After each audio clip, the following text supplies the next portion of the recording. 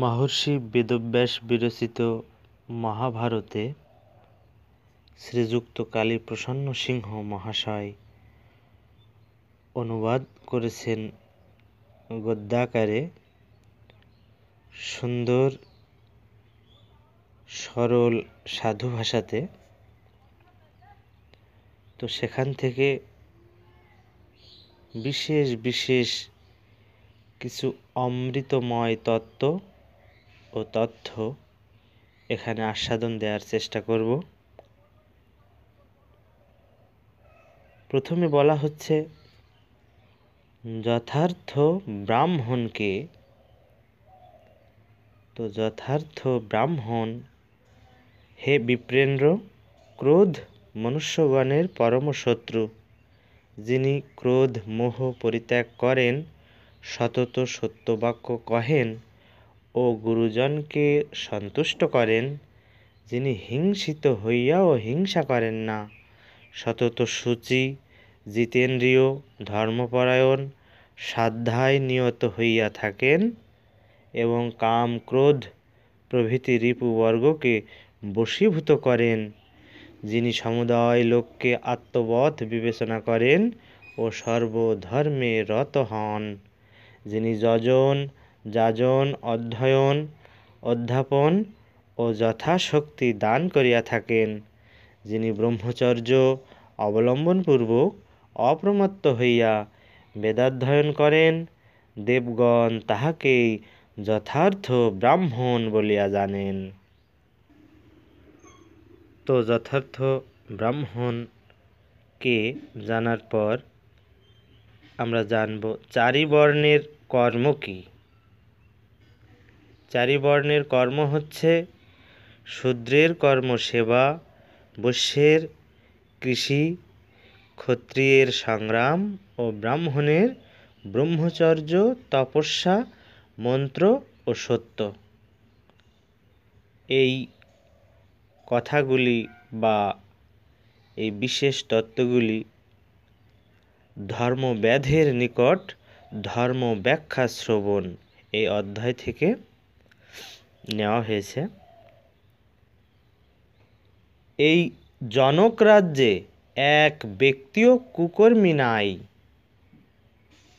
তাই মহারাজ জনক অর্থাৎ মিথিলাধিপতি, তার রাজ্যে একজনও কুকর্মী ছিলেন না। সবাই সরলতা এবং সবাই সত্যকর্মে এবং দায়িত্ব পালনে অবিচল চিত্ত ছিলেন। তো এবার আসব মানুষের ধর্ম কি।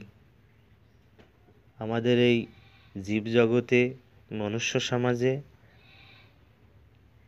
সঠিক মানুষের ধর্ম কি, মানুষকে কেমন হতে হয়। তো যাহারা আমাকে নিন্দা করে এবং যাহারা প্রশংসা করে, আমি বিনয় সম্পন্ন কর্ম দ্বারা তাহাদিগের সকলকেই পরিতুষ্ট করি।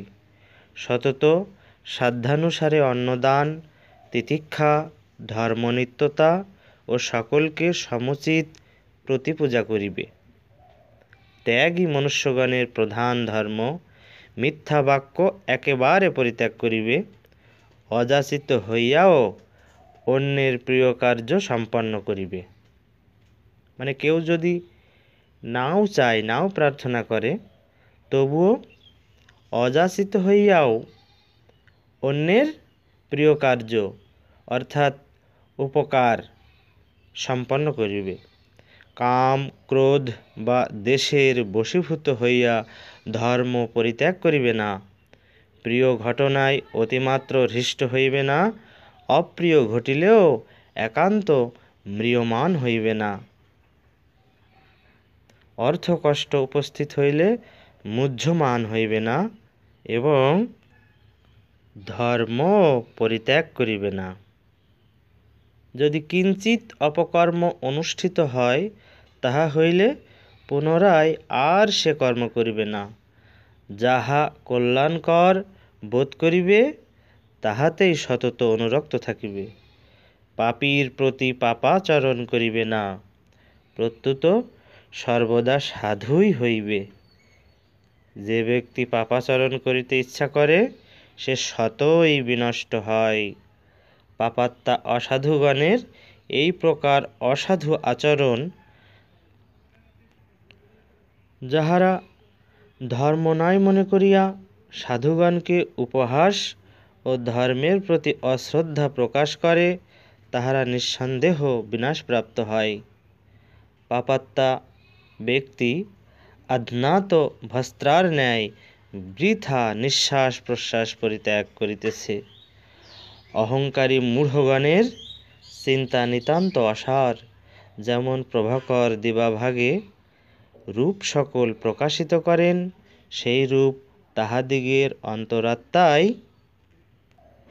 কেবল তাহাদিগের রূপ আবিষ্কৃত করেন। মূর্খ ব্যক্তি কেবল আত্মশ্লাঘা দোষে লোকের নিকট প্রভাহীন থাকে, কিন্তু কৃতবিদ্য ব্যক্তি শ্রীভ্রষ্ট হইলেও